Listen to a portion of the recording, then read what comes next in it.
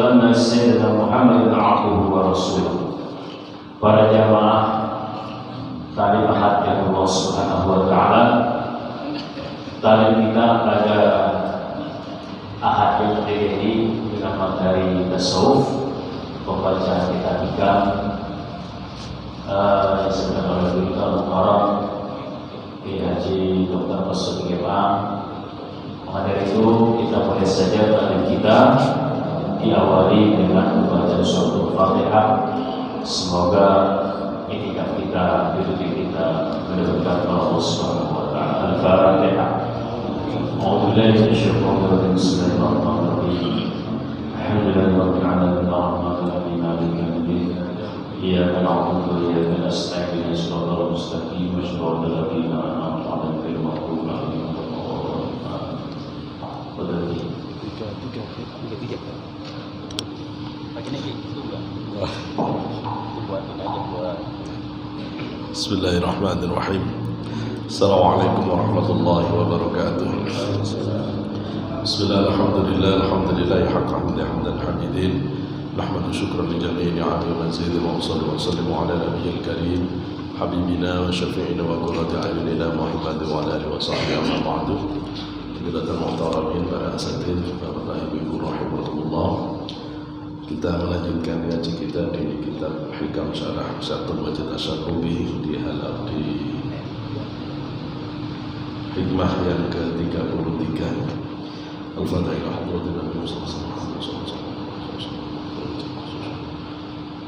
Ma'tailah sekandari Majid Asy-Syarrubi wa nafa'allah bi'ulumikum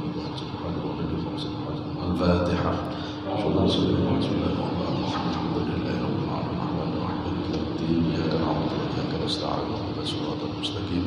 صراط الذين أنعمت عليهم غير المغضوب عليهم. قال المصنف نفعنا الله بعلمه في الدارين آمين. الحق ليس بمحجوب وإنما المحجوب أنت عن النظر إذ لو حجبه شيء لستراه ما حجبه ولو كان له ساتر لكان لوجوده حاصر وكل حاصر لشيء لشيء فهو له قاهر وهو القاهر فوق عباده. الحق Allah Ta'ala laisa bimahjubin, tidak terhijab.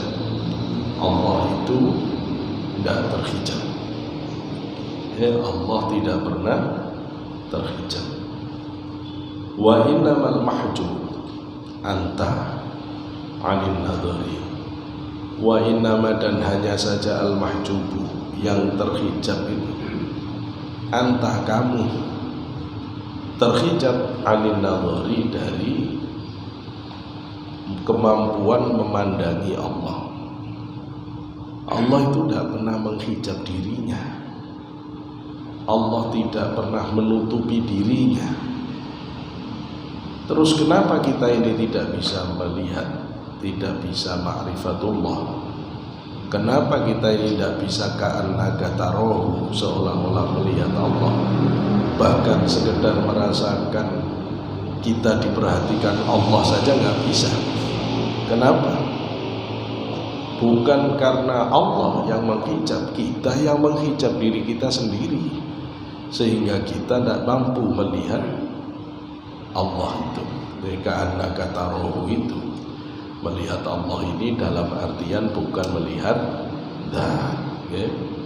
Zat Allah munazzahatun an idrakil uquli wal afham. Zat Allah tidak akan pernah mampu dijangkau oleh rasionalitas maupun imajinasi Nabi sekalipun. Zat Allah itu munazzah, tersucikan dari itu.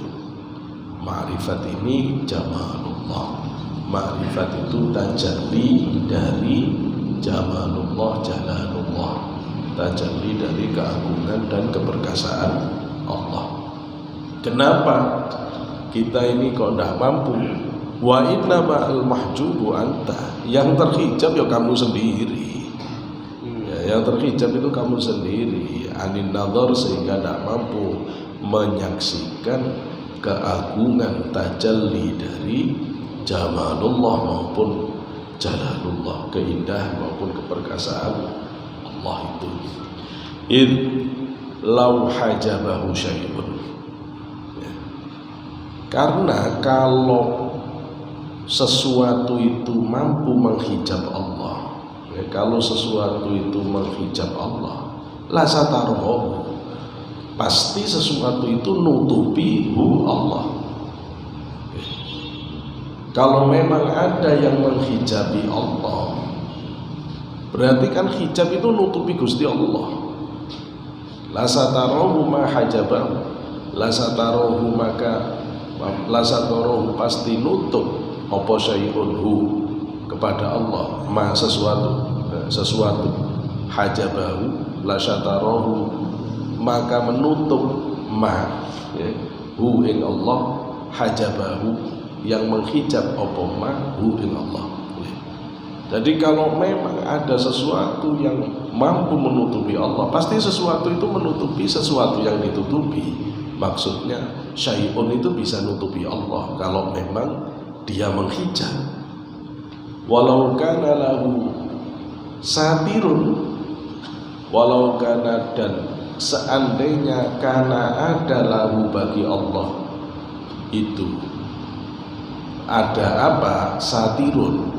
Kalau ada satir, kalau ada penutup bagi Allah, lakana maka ada liwujudihi bagi wujud Allah hasirun.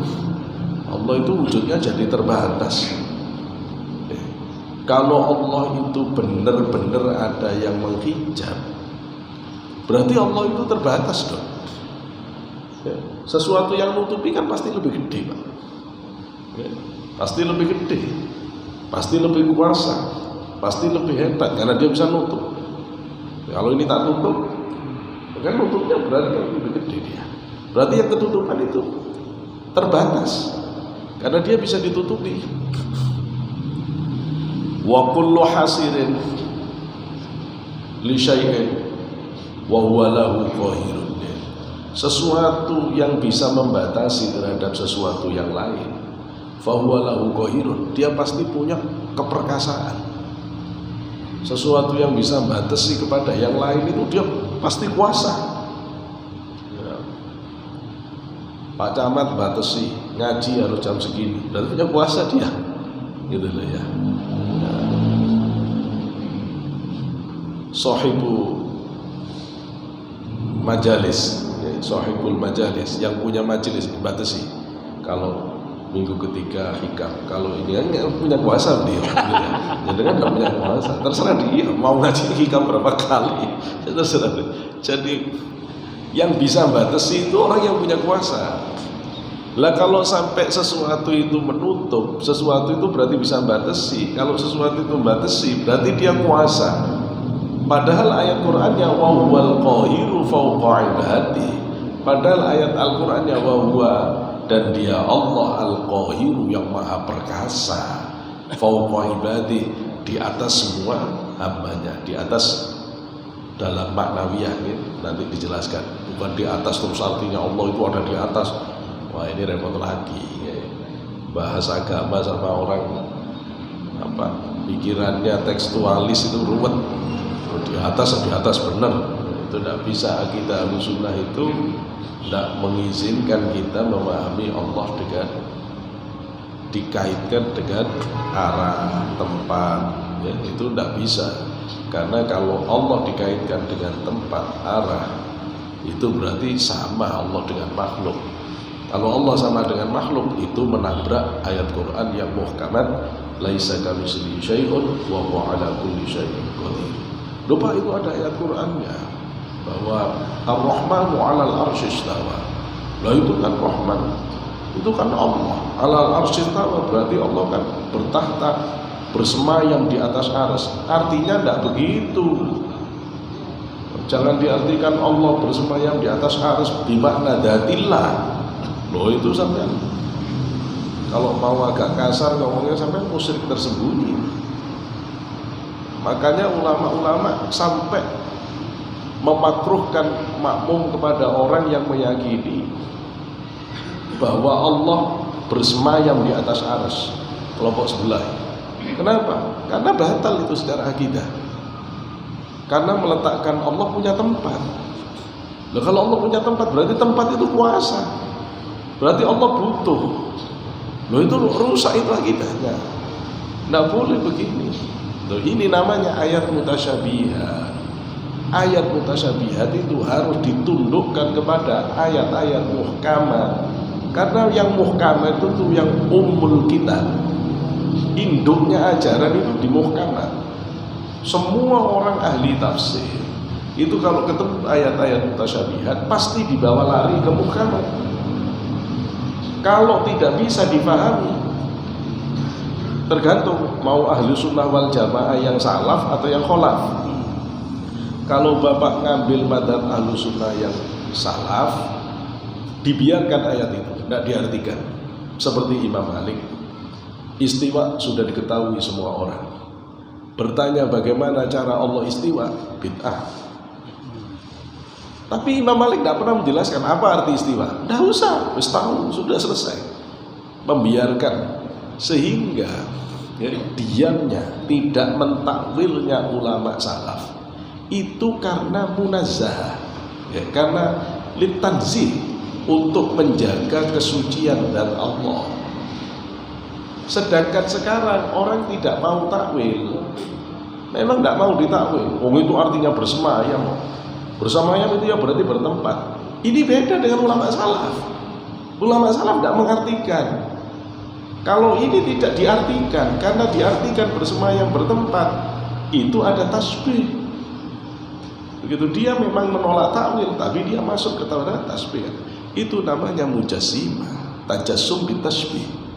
Ya, tajassum bitasbih berarti dia kena tajassum, anthropomorphism. Kalau dia tajassum bitasbih, itu isyraqul khafi, itu syirkul khafi. Itu loh ya, itu bahaya. Itu bahaya. Karena itu ditolak oleh akidah Ahlus Sunnah wal Jamaah. Tidak begitu. Karena itu akhirnya Ahlus Sunnah wal Jamaah kholaf. Daripada kamu mengartikan begitu, mending ditakwil kalau begitu. Karena itu akhirnya ulama Ahlus Sunnah wal Jamaah yang kholaf ditakwil ini, dipalingkan maknanya, mengambil makna istiwa. Istiwa itu maknanya lebih dari 21. Ketika orang mengerti afrod dari sebuah lafaz itu maknanya banyak, itu kan diambil makna terkuat. Makna terkuatnya memang bersemayam. Tapi ketika diambil makna terkuat bersemayam, ternyata tajassum. Akhirnya memfisikan Allah, mempersonifikasikan Allah, bukan personal, personifikasi, mempersonifikasikan Allah. Personifikasi itu membuat pemahaman tajassum. Tajassum itu menjisimkan Allah, itu tidak boleh, itu jelas ingkar. Karena itu kemudian ditolak, maka diambil makna yang lemah. Nah, makna yang lemah itu kemudian dipakai untuk memahami ayat ini. Kenapa? Karena ada ayat muhkamatnya. Loh, itu ada kaidahnya begini. Kalau orang tidak pernah belajar ulumul Quran ya ruwet. Ya, kalau orang tidak ngerti kaidah gimana menundukkan ayat mutasyabihat, muhkamat mutasyabihat, tidak mengerti ya nggak bisa. Jadi harus begitu. Makanya terus artinya, apa artinya Ar-Rahmanu 'alal 'arsy istawa? Allah, ilmu Allah menguasai arsy. Kekuasaan Allah menguasai arsy. Jangan diartikan zat Allah yang bersemayam. Waduh, rusak kalau begitu. Itu loh ya, rusak. Nanti jenengan baca ayat Al-Quran, wa nahnu aqrabu ilaihi minkum min hablil warid. Dan kami, kata Allah, lebih dekat kepada kamu daripada urat nadimu. Tak jadi bingung sampai. Katanya di arsy. Kok sekarang lebih dekat urat nadi? Ayo Tuhan ini sampai sing di terus. Sing di arsy apa sing di urat nadi? Lah bingung kalau begini. Loh, itu salahnya ngaji tekstualis ini begini ini. Tidak begitu, tidak begitu. Maksudnya apa? Kami lebih dekat daripada urat. pengawasan Allah. Taunya Allah atas diri kita, pengamatan, penjagaan, kekuasaan Allah atas diri kita lebih dekat daripada orang tadi. Harus begitu. Nah, maka wa huwal qahiru fawqa ibadihi. Dia Allah yang maha perkasa di atas semua hambanya. Maksudnya keperkasaan Allah, ketinggian Allah, keluhuran Allah, ilmu Allah itu di atas semua hambanya. Yakni yaitu annal hijab, sesungguhnya hijab la yatasifu, tidak mensifati apa hijab bihi al-haqqu, la yatasifu al-haqqu bihi, la yatasifu bihi al-haqqu subhanahu wa ta'ala, bahwasanya Allah itu tidak disifati dengan hijab. Allah itu tidak disifati dengan hijab. Listihanatihi fi haqqihi. Kenapa Allah tidak disifati dengan hijab? Listihalatihi, ya karena kemohalannya, ketidakmungkinannya, fi haqqihi, dalam haknya Allah. Tidak mungkin Allah itu terhijab, itu tidak mungkin. Tidak mungkin. Wa innamal mahjub, hanya saja yang terhijab, orang yang terhijab, anta, ya kamu, ayyuhal abd, ya wahai hamba, yang terhijab itu kita. Terhijab dengan apa? Bisifatikan nafsaniyati, dengan sifat-sifat kenafsuanmu, ini sifat-sifat kedirianmu. Anin nadhari, dari memandangi ilahi, terhadap Allah, terhadap tajam Allah. Fa in rumta, Roma, Roma dari kata Roma. Fa in rumta al-wusula, apabila kamu menghendaki. Jadi kalau ingat-ingat kata Roma itu, ingat aja Roma Irama. Roma itu artinya demen, seneng, kepingin. Demen, seneng, irama. Jadi memang benar namanya sudah Roma Irama, seneng musik itu artinya. Memang seneng musik. Jadi fa in rumta, apabila kamu kepingin al-wusula, wusul, fabhat, maka bahaslah an uyubi nafsika, dari persoalan, bahaslah persoalan tentang keburukan, aib-aib nafsumu, wa'alijiyah, dan pengobatannya. Kalau kamu kepingin usul kepada Allah, ya nafsumu itu, buruk-buruknya nafsumu itu kamu kenali, terus obat-obatnya kamu ketahui. Ya, kalau memang kepingin usul itu, kenapa? Ya karena hijab itu. Karena hijab itu. Makanya Imam Ghazali sampai bahas di kitab Ihya, di kitab Hidayah, di kitab Mukashafatul Qulub, di kitab apa saja. Imam Ghazali itu fokus pembahasannya selalu di Rub'ul Muhlikat, di perempat yang ketiga, bahas tentang masalah qalb wa juludul qalbi, masalah hati dan tentara-tentara hati. Itu inti pembahasannya tentang nafsu. Bagaimana mengalahkan nafsu ini, mengalahkan nafsu, sifat-sifat buruknya. Sampai Imam Ghazali menjelaskan sifat buruk itu banyak. Intinya sifat buruk itu ada 3. 1, al-hasadu, hasud, dengki. Yang kedua, al-kibru, sombong. Yang ketiga, riya. 3 ini, kalau ini daun udol, ini penyakit yang paling susah diobati. Bisa ngobati ini, selesai jenengan. Kalau jenengan bisa lepas dari sifat dengki, bisa lepas dari sifat sombong, bisa lepas dari sifat riya, itu nanti sifat buruk yang lain itu gampang, kata Imam Ghazali. Gampang.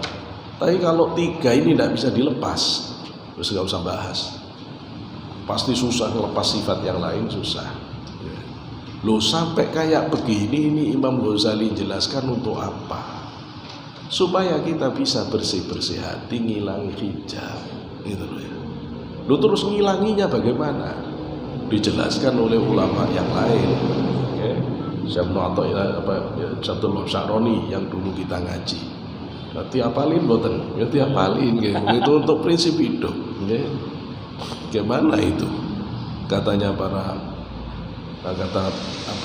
Syekh Abdul Wahab Sya'roni, Baitul wilayati qasamat arkanahu sadatuna fihi minal abdali ma baina sumti wa'tizalin daimin wal ju'i was saharin nazihil ghali. Kan begitu. Rumah kewalian itu sudah ditetapkan oleh para wali-wali abdal, tiang-tiang utamanya. Siapa yang mau jadi kekasih Allah, itu soko gurunya itu sudah ditetapkan ada 4. Jadi kan kalau ingin jadi walinya Allah, 4 ini harus jalan. Pertama as-sumti, diam, jangan banyak ngomong. Kalau sudah banyak diam, banyak tafakur, banyak zikir, banyak ngaji. Kalau kebanyakan ngomong, ya banyak salahnya. Wa'tizalin daimin i'tizal. Jangan seneng campur orang yang tidak bawa kita ke Allah. Jaga diri untuk tidak seneng kumpul-kumpul orang yang jauh dari Allah. Wasumti wal ju'i, seneng lapar. Kemudian wasahari, seneng jaga malam, qiyamul lail. Itu. Ya itu yang harus dibersihkan itu. Sudah tahu penyakitnya, wa'alijiha, tahu ngobatinya. Tinggal prakteknya. Ilmunya wis cukup. Prakteknya itu yang males. Makanya butuh bareng-bareng. Kalau enggak itu enggak jalan-jalan. Fa innal hijab, karena sesungguhnya hijab yurtafa'u anka, diangkat dari kamu. Ya. Kalau kita bersihkan nafsu dari uyubnya, dari keburukan-keburukan nafsu itu. Fatasalah ila nawari ilaihi bi'aini basiratika, maka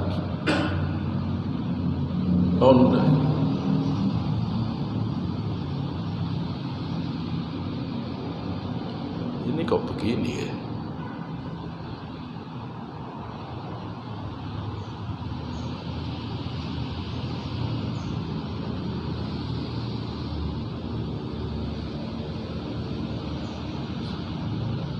Fatasila ilan nadhari, maka kamu sampai ilan nadhari pada pandangan ilaihi, kepada dia Allah, bi'aini basiratika, dengan mata batinmu.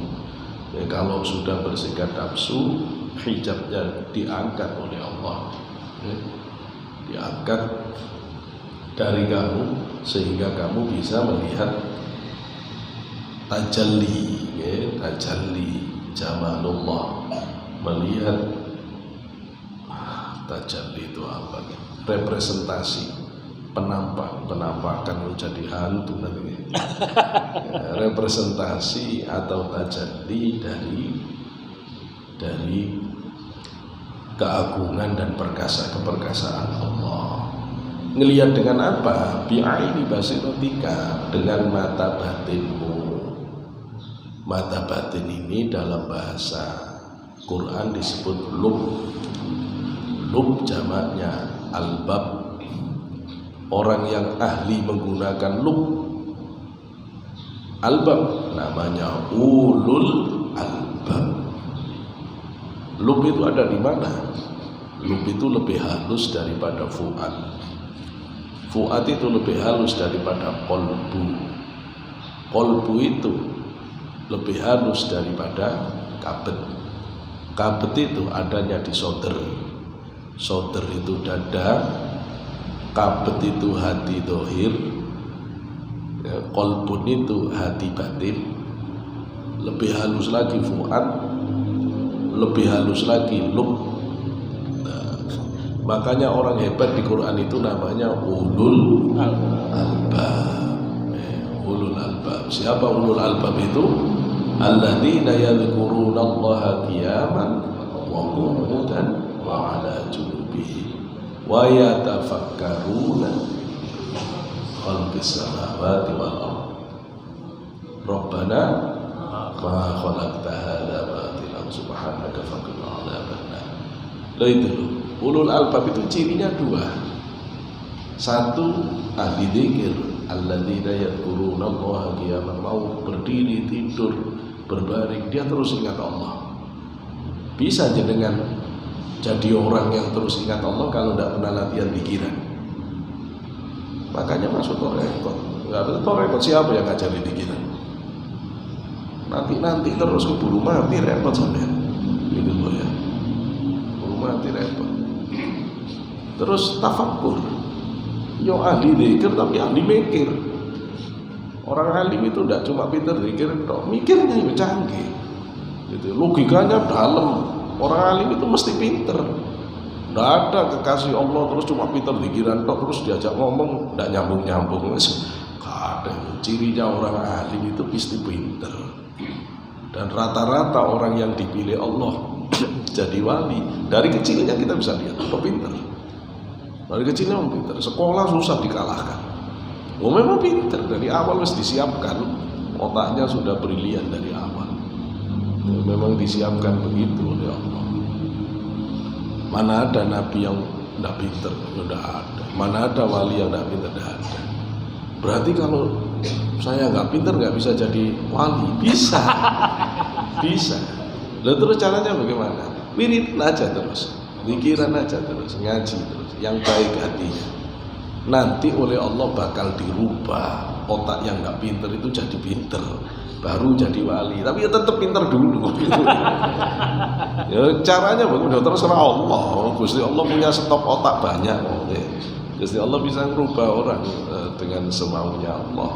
Karena Allah yang punya kehidupan. Banyak kisah begini ini banyak. Robi itu muridnya Imam Syafi'i. Awalnya bodoh, tiba-tiba jadi pinter, banyak ya. Ibnu Hajar al-Asqalani kan sama juga, banyak, tapi pinter, pasti pinter.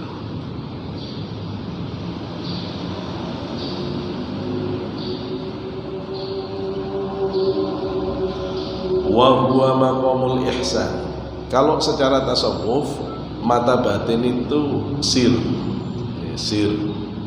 itu di dalam roh itu di dalam qalb itu lebih kasar lagi akal dalam nafsu.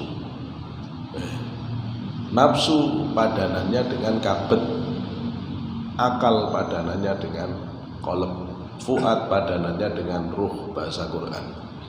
Nah, sedangkan lub padanannya sir. Kok sufi pakai bahasa sendiri sih? Kok tidak pakai Quran saja? Karena sufi mensifati keadaan batin, ya. Di mana hati orang itu kadang-kadang ke Allah, kadang-kadang ke makhluk, kadang-kadang ke Allah, kadang-kadang ke makhluk. Berarti batinnya masih bolak-balik. Bolak-balik itu namanya qalb. Makanya disebut qalb makomnya. Nanti kalau orang itu sudah ke Allah dok, sudah nggak tertarik ke makhluk, itu orang istirahat. Sudah tidak bingung lagi dengan kehidupan, sudah tidak lelah, sudah tidak kecewa, sudah tidak sakit. La khaufun alaihim wa la hum yahzanun. Tidak pernah susah, tidak pernah apa. Berhenti, istirahat roh, maka namanya roh. Kalau ini terus diteruskan, dibuka rahasia-rahasia oleh Allah. Kalau sudah dibuka rahasia itu sir, maka namanya sir. Sir itu di mana? Di lub tadi, ruh itu di fuad tadi, qalb itu, gitu kan. Maka Imam Hakim At-Tirmidzi beliau pakai bahasa sodr, kabet, qalb, fuad, lub. Para sufi seperti Imam Qushairi, Imam Ghazali, Syekh Mu'tazilah dan lain-lain pakai bahasa akal, qalb, ruh, sir gitu ya. Orang thariqah nambahi lagi. Siapa yang nambahi? Imam Rabbani. Imam Rabbani, kata Imam Rabbani, ada dua loh yang belum diangkat dalam diskusi ini. Kok sampai cuma disir? Ada masih. Apa itu? Khafi. Ada lagi akhfa. Maka terus latifah jadi 7. Jadi ada latifatul qalbi, latifatul ruh, latifatul sirri, ada latifatul qalb, ada latifatul nafsun natiqah, tapi ada latifah khafi, ada latifah akhfa. Dan atau rekod itu gak ngerti gitu ya. Kapan bisa kena baiatan latifatul khafi akhfa? Latifah pertama baiat qalbu, latifah qalbu. Kedua latifatul ruh, baiat lagi latifatul sirri. Baiat yang keempat baru latifah khafi. Baiat kelima baru latifatul akhfa. Baiat keenam baru latifatul nafsun natiqah. Baiat ketujuh baru latifatul qalb. Kalau latifatul qalb itu orang hebat banget, yaitu yang bisa ngelipat-ngelipat bumi dan lain-lain, ya gara-gara itu. Proses cukup gitu ya. Fa'inal hijabah, oke, gua sudah itu ya. Wa huwa maqamul ihsan. Wa huwa maqamul ihsan. Dan itu dia itu maqamul ihsan. Itu maqamul ihsan. Kalau orang sampai mata batinnya sudah bisa melihat keagungan Allah, yaitu maqam ihsan. Alladzi yu'abbiruna anhu, yang diibaratkan dari makom ihsan itu bimaqamil musyahadah, dengan makom musyahadah. Yu'abbaruna, abbar yu'abbiruna, yang para ulama ahli tasawuf mengibaratkan. Tapi ini ada anhu, yu'abbaruna anhu bimaqamil musyahadah, yang diibaratkan.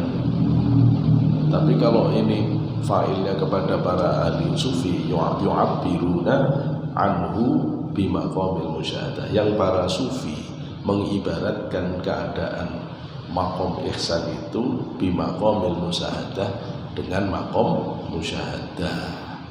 Nah, orang yang sampai di maqam ini namanya musyahadah. Musyahadah itu menyaksikan keagungan Allah. Menyaksikan dengan apa? Dengan ainul basirah, dengan mata batin.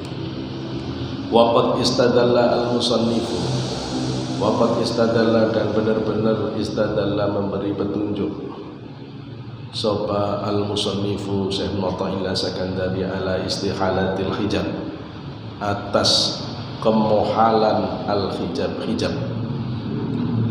ala istihalatil hijabi ala rabbil arbabi, kemustahilan hijab atas Tuhannya segala Tuhan, Tuhannya ya Allah maksudnya ya, atas Allah yang berkuasa atas semua penguasa.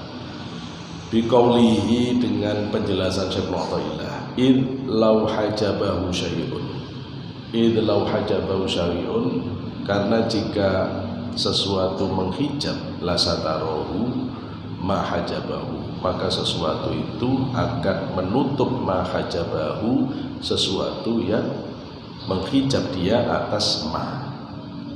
Ai anin nadhari, yakni dari pandangan, ilaihi, kepada ma tadi, kepada Allah maksudnya. Walau kana lahu satirun, walau kana, dan jika kana ada lahu bagi Allah satirun, penutup, lakana liwujudihi, maka ada bagi wujud Allah, aidatihi, dan Allah itu hasirun, sesuatu yang menutup ya, yang meliputi, ay muhitum bihi, maksudnya meliputi segala sesuatu ya, menguasai sesuatu yang menguasai, hasir sesuatu yang membatasi, sesuatu yang membatasi sesuatu. Kalau sesuatu membatasi kan dia berarti meliputi, meliputi.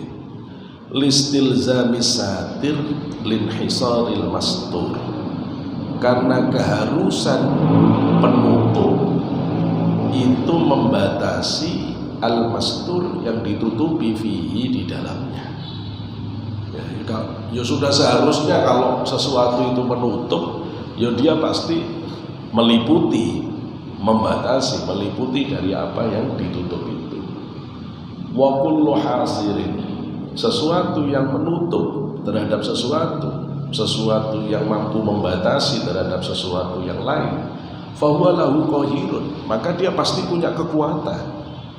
Li'annahu, karena sesungguhnya al-hasir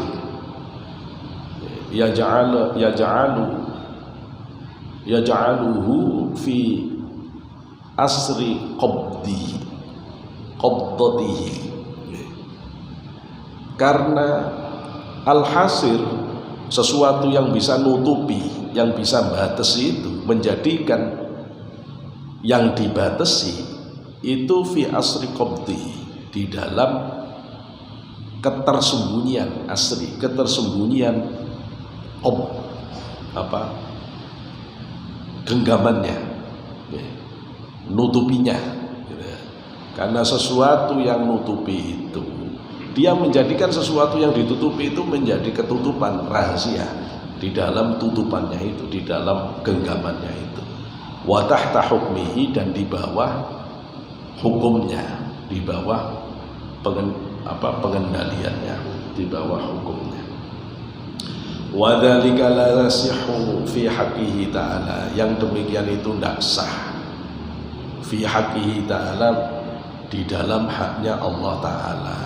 Ya tidak mungkin lah Allah itu kemudian bisa ditutupi oleh sesuatu. Ya tidak mungkin lah ada sesuatu yang kemudian bisa membuat Allah tersembunyi. Ya tidak mungkin ya ada sesuatu yang bisa membuat Allah menjadi berada di dalam kendalinya, tidak mungkin.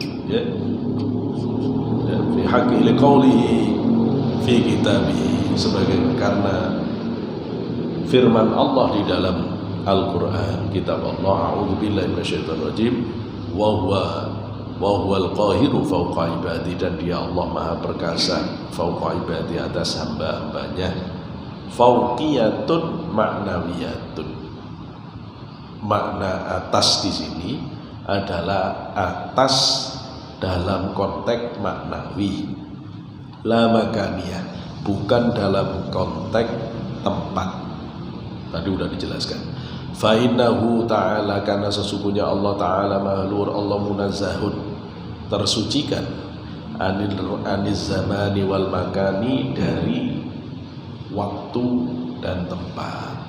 Allah itu munazzah, gak bisa Allah itu mau disandar-sandarkan dengan waktu tempat. Jadi mulai sekarang berhenti ngomong terserah yang di atas. Di atas apa maksudnya? Tapi kalau sampean pinter, terserah yang di atas fauqiyah ma'nawiyah, la makaniyah, gitu ya. Fauqiyah ma'nawiyah, maksudnya itu di atas maknawi, bukan makna. Itu atasan saya, berarti dindurin jenengan terus, yoga, itu fauqiyah ma'nawiyah. Nah, itu fauqiyah ma'nawiyah. Ya jangan kayak orang baru belajar bahasa Inggris. Understand? Yes, I stand under you. Ya, saya berdiri di bawahmu. Allah. Nah, itu pembahasan tentang hijab.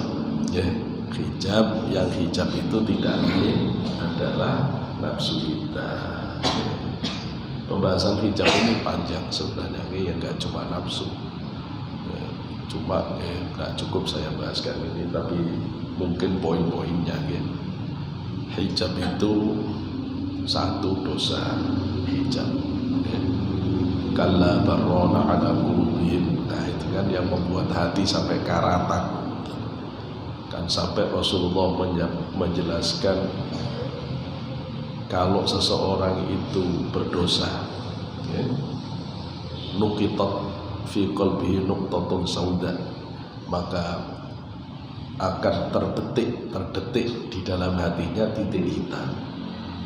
Kalau titik hitam itu terlalu banyak, ya nutupi kaca hatinya sampai menjadi ron, sampai jadi karatan. Ya, kalau sudah begitu ya repot, ya, repot. Itu hijab. Kemudian memperturutkan nafsu syahwat, hijab, ya, syahwat hijab, ghadab hijab, nafsu hijab, ya, dosa hijab, nafsu hijab. Kemudian apa lagi hijab? Terlalu yakin dengan sebab akibat, itu hijab. Sedangkan nafsu sih gak bagus sebenarnya, ya. Dosa ya sudah tidak pernah, cuma jangan begitu yakin. Orang kalau udah kerja ya udah kira makan, udah bisa makan. Orang kalau udah dididik oleh guru ya udah bisa pinter. Loh, kalau terlalu begini terus Gusti Allah di mana? Nanti akhirnya kalau jenengan kaya, ini karena saya bekerja. Kalau anaknya pinter, ini berkat didikan gurunya. Terus pertanyaan saya, Gusti Allah di mana? Sampai tidak pernah lihat Gusti Allah. Peran Gusti Allah di dalam membuat orang itu pinter, tidak pernah sampai lihat. Itu artinya jenengan buta terhadap Allah, buta terhadap perbuatan Allah atas makhluk. Kenapa? Karena jenengan terlalu melihat sebab akibat. Ya, sebab akibatnya dilihat, tapi jangan terlalu melihat sebab akibat. Terus hijab apa lagi? Hubbud dunya. Orang sudah hubbud dunya pasti ke hijab sudah. Ya kan namanya hubbud dunya, berarti yang dilihat yang contoh, nggak ngelihat yang lain. Ya. Mau diajak angkat-angkat aja, nggak ada bayarannya, nggak ngelihat pahala, nggak ngelihat ridho Allah, nggak ngelihat janji Rasulullah. Mayyassara al-muslimin kurbatan min kurabi dunya yassarallahu yaumal kurbatan min kurabi yaumil qiyamah. Orang kalau mau mudahkan orang lain tentang kesulitan di dunia, besok di akhirat bakal dimudahkan. Mana ada orang sekarang mau bantu pada orang lain, mikir besok di akhirat biar diringankan bebannya? Tidak ada. Orang sekarang bantu cari uang, kalau tidak ada uang tidak bantu. Mau kita bangun masjid, mau kita bangun musola, gak ada orang dekat. Ya apalagi orang kesusahan. Orang sekarang sudah rusak semua logika agamanya, kena logika materialisme, logika duit. Kalau tidak bayar ya tidak tak ajar, bayar tak ajar. Kalau begini repot semua orang. Ya sudah repot. Hijab lagi itu pemahaman agama yang terlalu dohiri. Fikih penting, terus gak usah dibahas, ya. Fikih mutlak dah penting. Takbir yang benar, rukuk yang benar, tajwid mutlak penting. Tapi kalau jenengan itu tok pikirannya, nanti sholatnya sampean itu isinya tajwid. A'udzubillahi minasyaitonirrajim. Bismillahirrahmanirrahim. Hak saya benar enggak ya? Mem saya keluarnya benar enggak ya? Matnya benar enggak ya? Ya sampean akhirnya cuma mikir itu. Gitu loh ya, mikir panjang pendeknya. Sampai imam-imami itu loh diukur. Ini matnya kurang. Ini sampean itu terus sholat itu masuk ketemu Gusti Allah sampean. Ketemu tajwid. Loh sholatnya ketemu tajwid. Sholat cuma bingung, ini udah lurus pundak enggak? Yang ini udah nempel. Yang sampean akhirnya ya ketemu telinga. Ada orang sholat itu enggak ketemu apa-apa, cuma ketemu tumit temennya. Karena dia Allahu Akbar. Tumit mana tumit. Ya wis akhirnya sampean nyembah tumit. Betul loh ya. Allah. Yang tumitnya dicari-cari, gergeten. Kurang ajar, tak sembunyikan tumit itu. Lah ya opo ini? Mana orang yang nyembah Gusti Allah ini? Allah. Betul loh ya. Mana orang yang nyembah Gusti Allah? Kenapa? Ya karena sampean ribut dengan dohir. Penting dohir itu, tapi selesai sudah. Harusnya sudah selesai. Mosok ngaji dari ibtidak sih tidak bener takbirnya. Mosok sudah belajar Quran dari ibtidak sih tidak bisa saja baca Fatihah benar. Yo ditata yang benar. Kalau 3 bulan benerin. Setelah itu sudah Katanya orang-orang bait self sudah dengan sendirinya udah begitu ngaji sudah fasihnya bener, tajwidnya sudah bener, gitu loh ya. Begitu takbir sudah bener, sudah tidak pikir itu jadi Allah, sudah ada isinya Allahnya, tapi takbirnya ya bener. Setelah baca bismillah sudah bener, fasohanya bener, tajwidnya bener, tapi bismillahnya udah nyambung ke hadirat Allah, gitu loh. Sudah begitu. Tapi ini tidak bisa, biasanya kita kena dohir. Lah kalau kita terus mikir dohir dong, hijab. Ya udah usah tanya kapan sampai ke Gusti Allah. Ya sampai ke tajwid tadi, sampai ke fikih tadi. Sampai ke tajwid, sampai fikih. Kalau sudah tajwidnya benar, fikihnya benar, sudah mulai memahami maknanya, sudah mulai merasakan nikmatnya kalimah-kalimah Allah, nanti jenengan ketemu ladzatul ibadah. Nanti ibadah itu ketemu rasanya, sholat itu ketemu rasanya, nikmat sholat. Begitu zikiran la ilaha illallah, la ilaha illallah, dirasakan ketemu nikmatnya, nikmat. Terus begitu zikiran, ayo zikiran, kenapa? Wah, aku lihat zikiran, nikmat rasanya batin. Semangat jenengan berangkat ke majelis zikir itu nyari nikmat tadi. Nikmat, nikmat aku ibadah itu nikmat. Jadi Tuhan sampean nikmat. Nanti Tuhannya jenengan jadi ladzatul ibadah, bukan Allah. Allah. Ladzatul ibadah itu hijab. Lo urusan ibadah nikmat ya biarin nikmat, tapi jangan jadi target.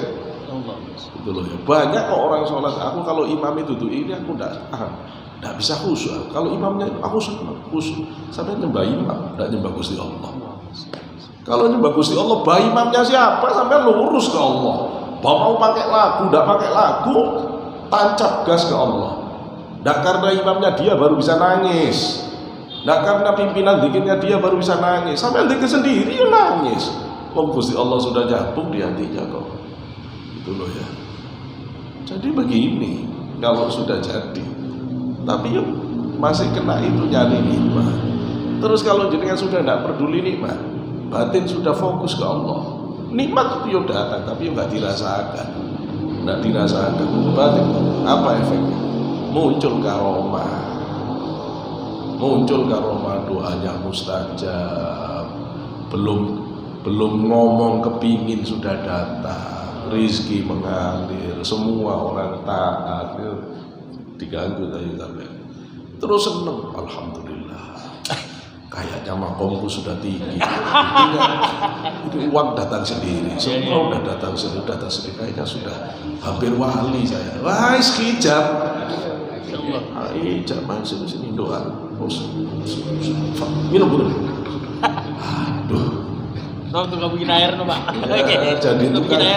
Jadi tukang syarat nanti. Jadi kiai syarat sampai gitu loh ya. Akhirnya datang ke kiai sana nyari gimana ya kalau ini baca ini, kalau ini baca kumpul banyak ahli syarat. Jadi dukun sampean nggak jadi wali gitu loh ya.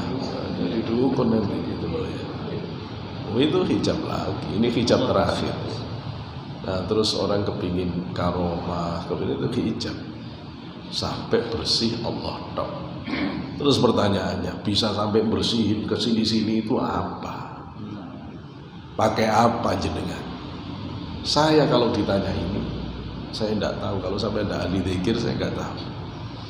Karena geser hati dari seneng dunia, tidak seneng dunia, itu tidak bisa pakai akal. Mau sampai tak maki-maki sebagai hubud dunia, pulang ya tetap ngeliat perempuan ya tergiur. Tidak bisa. Masuk dalil sudah tak keluarkan seambrek-ambrek Quran. Ya tetap aja, lihat bahenol, ya tetap bahenol, repot gitu loh ya. Lihat uang ya segerengsang, nggak bisa.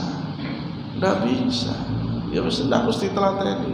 Illallah, la ilaha illallah, la ilaha illallah, la ilaha illallah. Ya dibersihkan dari dalam. Kalau ndak ya sholawatan, kalau korepotan cik repote, sholawatan. Sallallahu ala Muhammad, sallallahu ala Muhammad, sallallahu ala Muhammad, sallallahu ala. Yang rajin sholawatan. Ya ini nanti bisa buka pelan-pelan buka keangkat hijab. Tapi harus benar-benar. Jangan mengkiti Ya, jangan sok bisa sendiri. Repot-repot, ya, tak repot. Yang jelas gurunya, jelas mursyidnya, jelas thariqahnya. Si repot kok.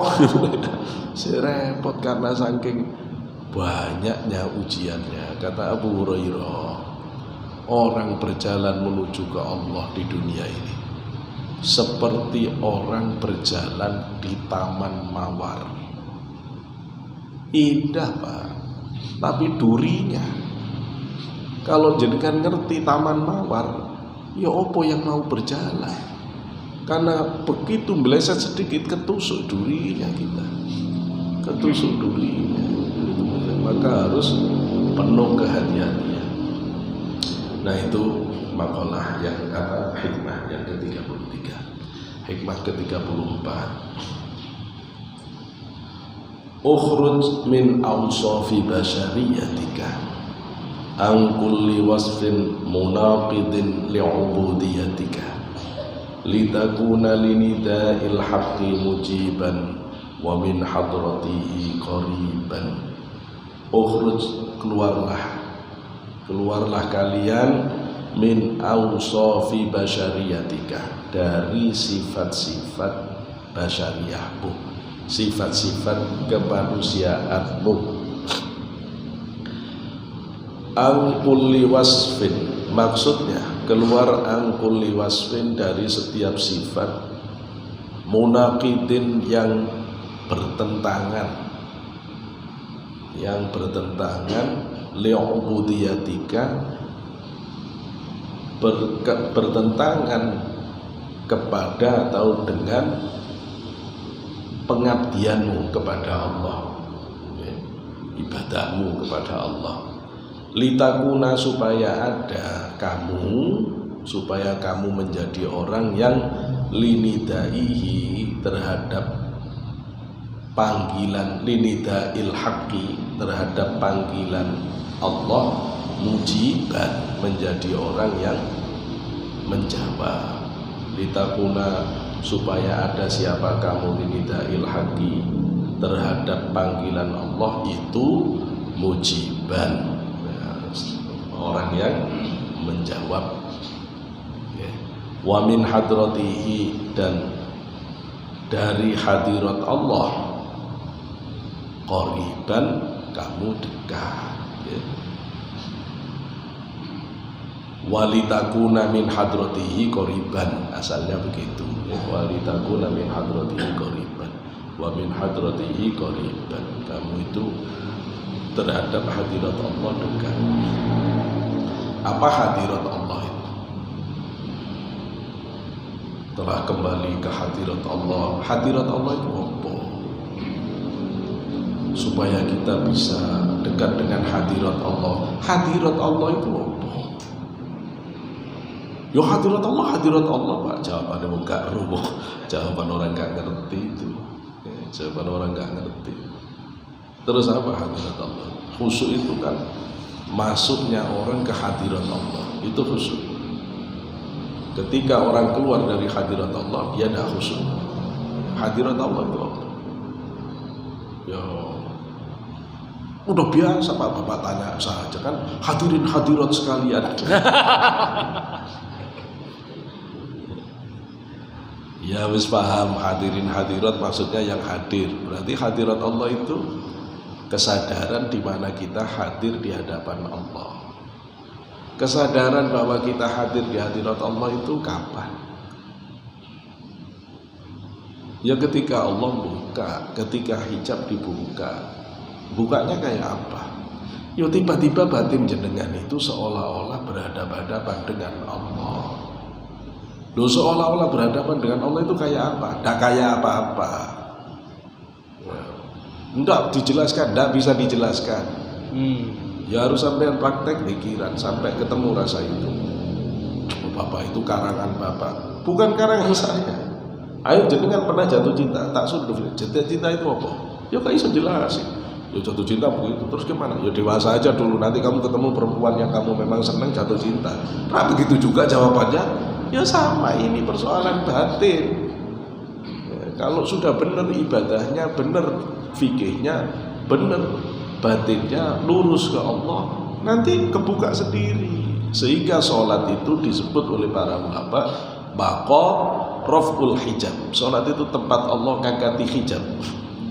Nanti kalau hijab ini sudah benar terangkat, jadi itu fa innahu yaraka itu jadi. Terus nanti batin itu loh serasa terus diperhatikan oleh Allah. Kalau jenengan terus merasa diperhatikan oleh Allah, tidak gembek, tidak mungkin, tidak nangisan, tidak mungkin. Nangisan terus, merasa diri, ya Allah, siapa saya ini ya Allah, ya apa gitu. Jadi susah ya, gitu. Nangisan karena ngerasa tidak pantas dispesialkan oleh Allah. Itu. Terus kalau diteruskan ya tadi karena kata Rasul seolah-olah melihat keagungan Allah batin. Lu itu orang yang sudah sampai di hadirat Allah. Panjang. Kenapa? Karena kita ini kalau sholat tidak ada Allahnya sama sekali. Begitu Allahu Akbar ya, yang ada ya suara mobil. Belum sholat gak kepikiran, sholat kepikiran. Begitu anak esok, kayaknya anaknya Pak ini tidak tahu bapaknya gimana. Sholat sampai bahas bapaknya orang kotoran. Repot. Nanti kalau sudah mulai benar, minimal sadar. Setiap kalimat yang mengalir di lisan, mengalir di hati, mengalir di pikiran. Kalau sampai jenengan baca itu ngalir di hati, ngalir di pikiran, tidak kedengeran. Meskipun ada orang tabrakan, jenengan tidak akan dengar. Ya, tidak akan dengar. Kalau sudah Bismillahirrahmanirrahim. Sampai lihat itu. Kalau ada lomba nyanyi, audisi, coba nyanyinya sudah benar. Terus apa katanya? Penjiwaannya kurang. Mbok yo sholat itu lo dibiji, penjiwaannya kurang. Sholat tidak pernah pakai jiwa, dijiwai sholat itu. Coba sekarang baca kalimah itu dialirkan dari hati, tidak dari mulut.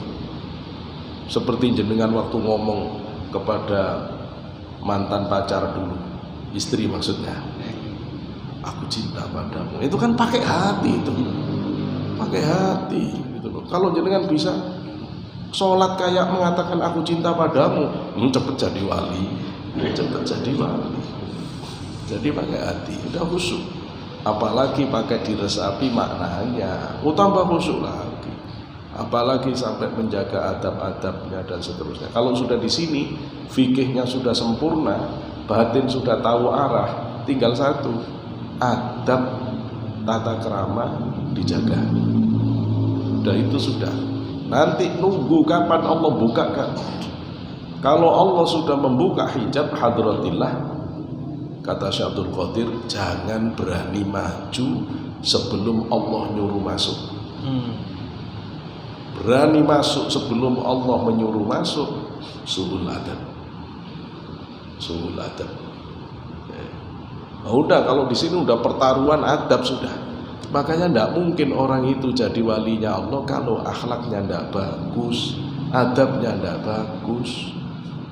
Karena itu Rasulullah disifati oleh Allah itu sempurna, paling top adab akhlaknya.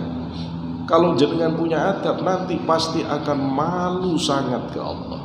Sehingga Imam Ghazali mengatakan tidak bisa orang ma'rifat kalau tidak punya rasa malu. Orang tidak akan tahu malu kalau dia tidak ngerti siapa yang dihadapi. Orang tidak bisa ngerti yang dihadapi musyahadah kecuali sudah keangkat hijabnya. Orang tidak akan terangkat hijabnya kecuali bimudawamatil dzikr. Dengan terus zikir, balik zikir lagi.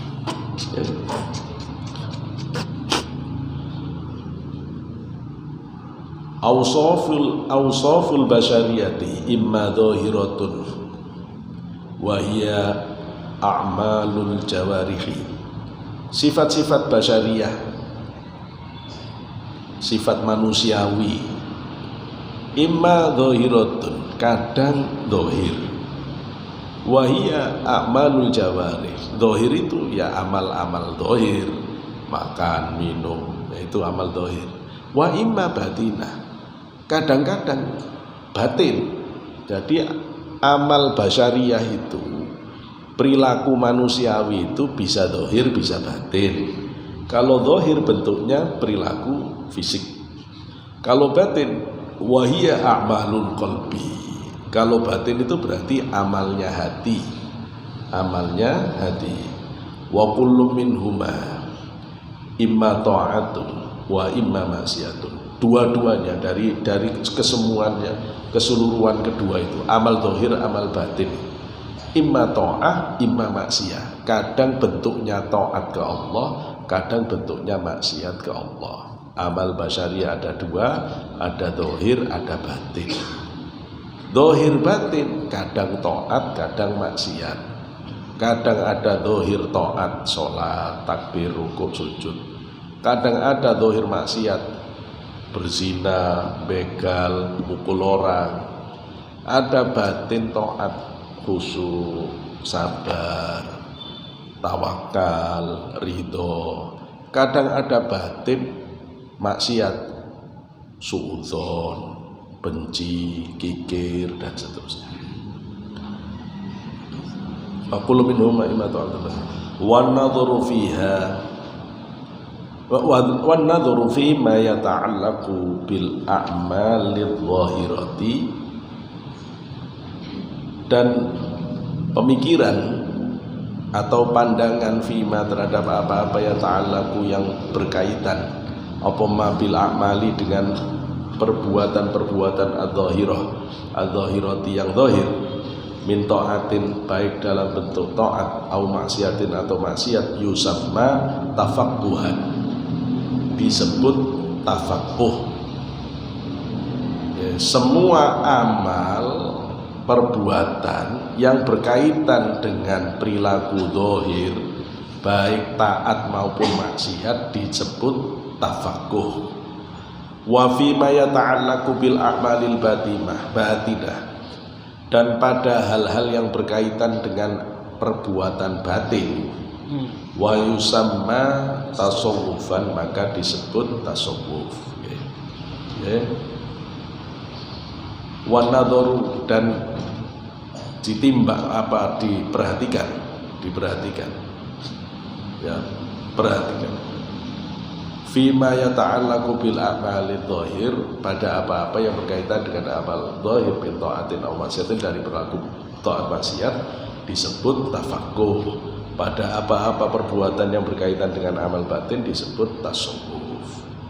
Ya, amal batin disebut fikih, amal dhahir disebut fikih, amal batin disebut tasawuf, gitu loh. Ya, baik amal taat, amal tidak taat itu wilayah fikih. Kalau amal batin baik taat maupun maksiat wilayah tasawuf. Wa mata sholaha al-batinu sholaha al-dhahiru.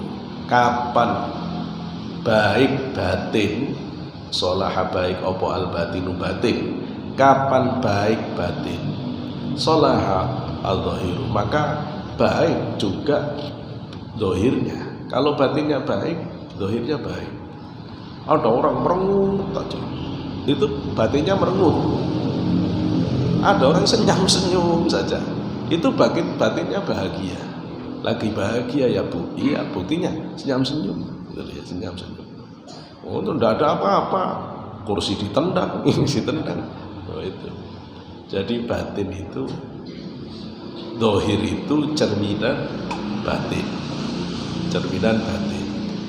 Kalau ada orang mau pakai baju adiknya mededet nggak karuan, ya gambaran. Itu batinnya berontak, tidak mau diatur dengan aturan Allah. Kalau ada orang nutup jilbab bagus, itu gambaran batinnya tunduk taat pada aturan Allah. Ya situ. Jadi apa yang ada di batin tergambar di zahir. Enggak Pak, kadang-kadang kelihatannya baik, ternyata tidak baik. Ya orang bisa begitu, tetapi tidak akan lama. Orang berpura-pura itu tidak akan kuat lama. Ada pak orang berpura-pura tapi kuat lama, ya munafik. Kalau itu sudah munafik akor, ya itu memang munafik kalau begitu. Fa innal qalba kal maliki, karena sesungguhnya hati itu kayak raja. Wal jawariha kal junudi, dan anggota badan ini seperti tentaranya.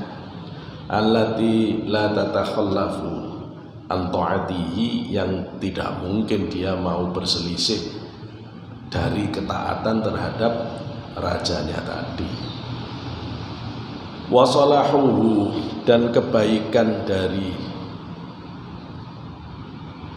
qalbu, ya. Kebaikan dari qalbu innama yakunu, hanya ada apa kebaikan qalbu itu bitakhalli, dengan membuang yang buruk-buruk. Takhalli angkulli wasfin, takhalli membuang angkulli wasfin dari segala sifat munaqidin yang bertentangan lil ubudiyati, terhadap pengabdian ibadah kepada Allah. Kal kibri, seperti sifat sombong. Wal ujubi, ujub. Sombong itu apa? Bandengnya dengan ujub. Ujub itu bangga diri, melihat diri hebat, menyandarkan keutamaan kepada diri sendiri tanpa mengembalikan kepada Allah. Itu ujub. Pinter aku, nggak ngelihat Allah sama sekali, ujub. Padahal nggak diomongkan. Ujub itu masih ada di dalam. Hebat aku, ya hebat itu nggak diomongkan. Ujub. Imam Syafi'i kena sekali ujub seumur hidup. Imam Syafi'i itu orangnya sangat tawadhu, padahal super jenius. Satu hari Imam Syafi'i itu ngerasa bahwa dirinya pintar. Imam Syafi'i ngerasa pintar sekali doang. Kita yang gak pintar itu merasa pintar. Masya Allah, dibunuh awak ini. Imam Syafi'i yang pintarnya kayak gitu, ternyata ngerasa pintar cuma sekali. Dan sekali ngerasa pintar, memang pintar. Imami sholat maghrib, baca Fatihah, kata orang Sunda, babaliut. Baca Fatihah nggak bisa benar, sampai dituntun oleh makmumnya. Bismillahirrahmanirrahim, alhamdulillahirabbil alamin, maliki yaumiddin, arrahmanirrahim. Sampai dituntun Imam Syafi'i. Fatihah Imam Syafi'i, seorang imam. Sholat isya, babaliut lagi, baca Fatihah masih nggak benar lagi. Maka Imam Syafi'i sholat malam minta petunjuk ke Allah, apa yang membuat sampai kayak begini dia hafalan. Jadi kalau kiai baca surat keliru, belum tentu udah hafal, Pak. Bok saya belum tentu udah hafal. Kadang-kadang hati ini ada yang kegeser. Itu loh, ada yang kegeser. Begitu kegeser, bisa babaliut kita. Ya, urusan dengan Allah itu bisa babaliut. Terus Imam Syafi'i mimpi Imam Syafi'i disidang di akhirat. Disidang, diputuskan karena Imam Syafi'i berani ngerasa diri pinter, hukumannya harus segera dimatikan. Harus segera dimatikan. Terus pembelanya, ya, ada pembela di situ, itu bela dengan hadisnya Rasulullah. Jangan, karena dia ini adalah bukti hadisnya Rasulullah yang menyatakan bahwa permukaan bumi ini bakal dipenuhi oleh pikiran orang Quraisy. Ini buktinya dia. Kalau dia segera dimatikan bahaya. Wong ini menjalankan takdir Allah itu. Akhirnya diputuskan, ya udah, dia masih bisa hidup, tapi dia wajib mengkafarat. Ya. Dia harus menebus. Apa tebusannya? Harus bersalaman dengan orang yang paling dianggap hina. Karena ngerasa hebat, hukumannya harus dihinakan. Udah, Imam Syafi'i bangun nyari orang di Mesir yang paling hina. Jalan dari pagi, ketemu pengemis, ketemu ini masih belum hina, ini masih belum hina, ini masih belum hina. Naik ke satu tempat, ke bukit, bener-bener ada orang yang sangat hina. Jijik Imam Syafi'i. Ini wis yang paling menjijikkan ya orang ini. Terus berarti aku harus salaman dengan orang ini. Ketika mau salaman, ada di hatinya, aku salaman sama orang kayak gini, kan harus dicium. Seorang kayak gini itu tak cium. Orang sekarang ustadz aja tak dicium. Semua kan dicium. Terus katanya, akhirnya begitu Imam Syafi'i mau menjabat tangannya dengan perasaan, masa mau tak cium ini. Begitu mau begini, langsung ditempeleng Imam Syafi'i. Tas. Ta'adab ya Syafi'i, kata orang. Yang punya adab kamu itu. Jadi orang itu yang punya adab. Aku yang menyelamatkan kamu di hadapan persidangan Allah. Kalau tidak, kamu sudah dihukum. Yang punya tata krama. Maka Imam Syafi'i balik ke gurunya. Sakautu ila waki'in su'a khifdi farsyadani ila tarkil ma'asi fa'idal ilma nurun bil ilahi wa nurullahi la yuhdal li'asi. Itu gara-gara itu. Maka tanya ke gurunya, saya wakil, kenapa ini hafalanku kok jadi begini? Dijelaskan, ilmu Allah itu nur, ilmu itu cahaya dari Allah. Jangan ada maksiat, sedikit maksiat menghalangi. Loh gitu. Ini ucup nggak boleh. Kalau sombong tambah parah lagi. Sombong itu batrul haq wa ghamdun nas. Sombong itu menolak kebenaran, susah dikasih saran, maunya dia sendiri pendapatnya yang paling benar. Kalau diajak musyawarah, nggak bisa, pendapatnya tok, orang lain cuma suruh dengar, semua goblok, komputer saya, cuma nggak ngomong, dari cara dia berpendapat. Pokoknya ini pondok ini harus begini, kalau nggak gini nggak bisa. Aku sih ngerti, kamu ngerti apa? Ya loh, sampai jangan begitu. Jangan begitu. Gusti Allah itu Tuhan. Gusti Allah itu Maha Tahu. Apa pentingnya ngajak ngomong malaikat? Mau nyiptakan Adam?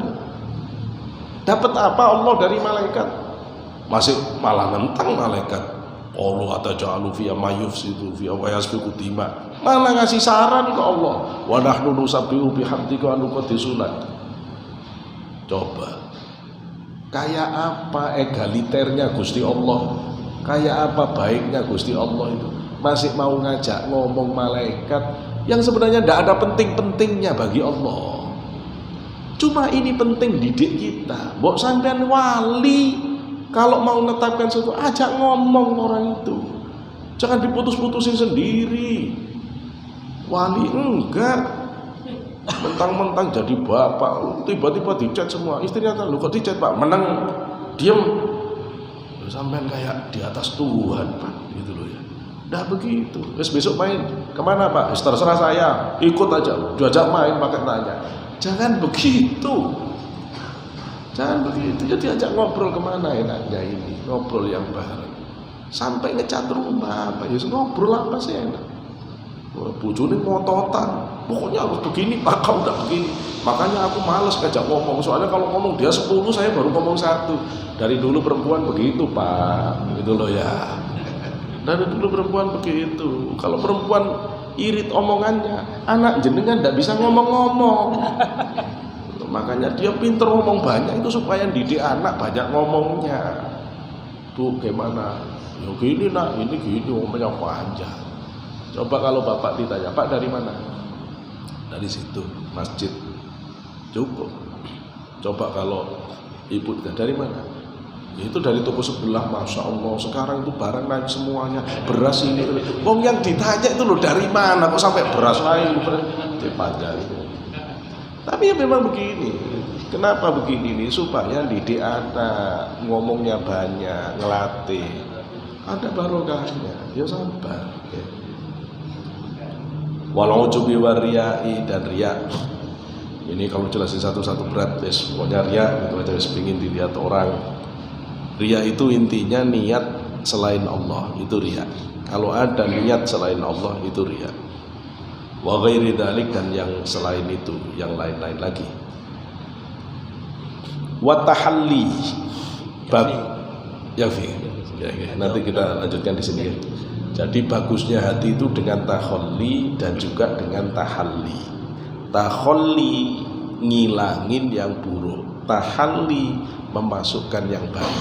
Nginget-ngingetnya takhalli, kha masih kasar, kotor, ngilangin kotor. Takhalli ngilangin kotor, tahalli udah bersih. Jadi tahalli memasukkan yang bersih. Tajalli datangnya waridat pemberian Allah di batin, pengalaman-pengalaman batin, itu tajalli. Maka tahalli, tahalli, tajalli. Insyaallah kita lanjutkan ngaji berikutnya ya. Ternyata waktunya habis. Saya kira ini kita akhiri sampai di sini. Mudah-mudahan Allah berikan kekuatan kepada kita untuk terus istiqomah berada di jalannya para aulianya, jalannya Rasulullah dan para sahabatnya. Mudah-mudahan seluruh anak-anak kita, murid-murid kita dijadikan orang-orang yang senantiasa kuat istiqomah di jalan Allah dan Rasulnya. Saya kira ini waktunya. Assalamualaikum warahmatullahi wabarakatuh. Kemudian kalau kita pada hari ini, kenapa saya sekali agak membuat sesuatu dari pembahasan sama menarik nih, tahali dasari, waktunya kayaknya agak lama jadi mengaji tasawuf iman luar biasa, iman luar biasa. Saya kalau pembahasan ini kalau keterangannya hanya sedikit jadi kita lebihkan pada bulan depan ya kajian kita ini. Sengaja barangkali sebelum ada beberapa tanya jawab sengaja kita buka. Ya baik, selamat. Waalaikumsalam.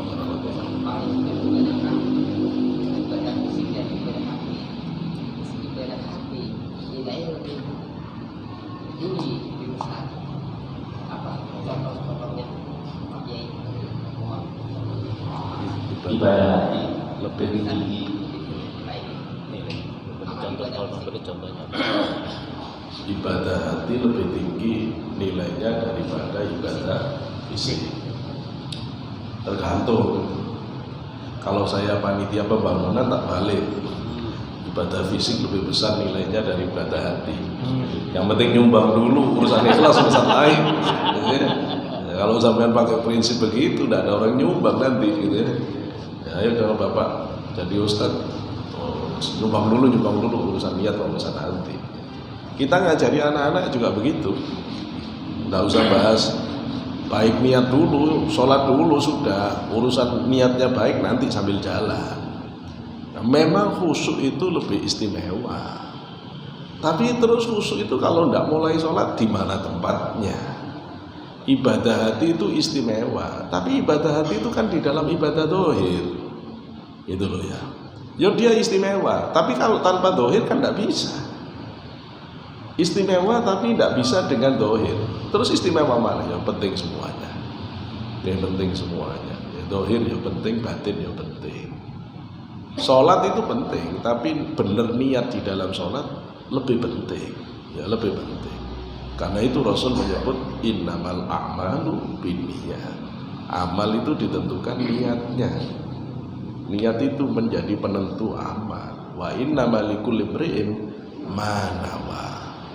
Hanya saja bagi setiap orang mendapatkan manawa, apa yang diniatkannya. Berapa pahala sholat 2 rakaat tahiyatul masjid, atau sholat qobliyah subuh, atau sholat subuh tadi itu dalam satu masjid ini? Ya beda-beda. Terus perbedaannya ya tergantung niatnya. Niat itu yang akan menjadikan perkalian dari nilai ibadah itu. Kalau biasa-biasa saja kali 10 berarti pahalanya 20. Kalau agak khusyuk lagi kali 70, berarti 2 rakaat pahalanya 140. Satu dapat 20, yang satu dapat 140, kan beda. Ya, ada yang sampai kali 700. 2 rakaat saja dia sudah dapat 1400. Itu begini. Ada yang ikhlas karena Allah, itu kali tak terhingga. 2 rakaat kali tak terhingga, sudah tidak bisa dikejar itu. Sudah tidak bisa dikejar. Tapi ada orang riak kali 0. Kelihatannya paling alim, kelihatannya paling soleh, ternyata kali 0. Dia nyangka sudah sholat, besok pulang ke akhirat dia nyangka sudah banyak ibadahnya. Begitu dicek kali 0, kali 0, kali 0, kali 0. Ibadah udah 1000 kali tiap malam, kali 0. 1000 rakaat kali 0, 0. 5 juz tiap hari kali 0, 0. Gitu loh, itu bahaya itu. Kali 0 itu bahaya. Lawannya 0, ikhlas, kali tak terhingga. Loh, itu. Makanya kalau ibadah hati itu disebut istimewa dari ibadah zahir, mungkin lebih tepat. Ya kalau orang seneng bandingin begitu kalimatnya. Tapi mungkin lebih tepat enggak begitu. Ibadah zahir itu sempurna dengan ibadah batin. Ibadah batin itu tidak bisa tanpa ibadah zahir. Kebaikan zahir tidak bisa tanpa batin, kebaikan batin tidak bisa tanpa zahir. Tapi kalau batin tok yang tanpa zahir, ya saya tetap ada pahalanya. Jangan nunggu kaya punya niat bantu orang itu. Ya mulai sekarang. Ya. Tapi saya tidak punya uang ya, saya masih menyelesaikan utang, masih bingung. Ya tidak apa-apa. Jalan ketemu orang, kalau banyak uangnya tak kasih modal orang ini. Ya niat tok aja, niat tok. Tapi yang sungguh-sungguh, ya berpahala begitu itu. Jadi ganjaran jenengan dari pahala niat. Ya, pahala niat. Tadi malam saya mau qiyamul lail. Saya mau qiyamul lail yang serius ke Allah. Ya sudah. Giliran kesirap, ketiduran, kecapean dari siang kerja, bablas sampai subuh, tetap udah kecapean. Ya, pahala niat. Yaitu niat. Ya, jadi betul bahwa amal batin itu lebih hebat, ya, tetapi batin tidak bisa ada tanpa zahir, ya, sehingga dua-duanya harus. Ya. Baik, saya cukup ya, karena waktu sudah jam 9 seperempat. Mudah-mudahan pada kali ini kita mendapat dari bermanfaat. Memang kalau kita seperti asing, gitu kan. Mudah-mudahan batin kita sangat hadir di Allah Subhanahu wa Ta'ala. Doa.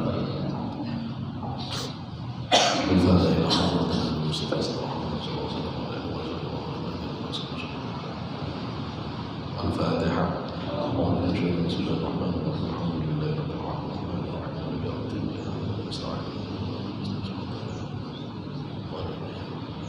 الحمد يوفي نعمك المزيد يا ربنا لك الحمد ومن قبلك لك الكريم وعلى سلطان الله صلى الله عليه وسلم محمد وعلى سيدنا محمد الحمد لله رب العالمين اللهم انفعنا بما علمتنا وعلمنا ما ينفع ورجاء وحسن وزدنا علما نافعا وعملا متقبلا وزدنا علما نافعا وعملا متقبلا ورزقا حلالا طيبا مباركا وصحيا جسدنا يا الله سلمنا من كل بلاء ومصيبة وسوء القدر والأمراض وسقط سلمنا يا الله من فتنة الدنيا والآخرة سلمنا يا الله من فتنة المسيح الدجال سلمنا يا الله يا الله ربنا آتنا في الدنيا حسنة وفي الآخرة حسنة وقنا عذاب النار سبحان ربك رب العزة عما يصفون وسلام على المرسلين والحمد لله رب العالمين وآخرا السلام عليكم ورحمة الله وبركاته. يا ربي بالمصطفى نبلغ مقاصدنا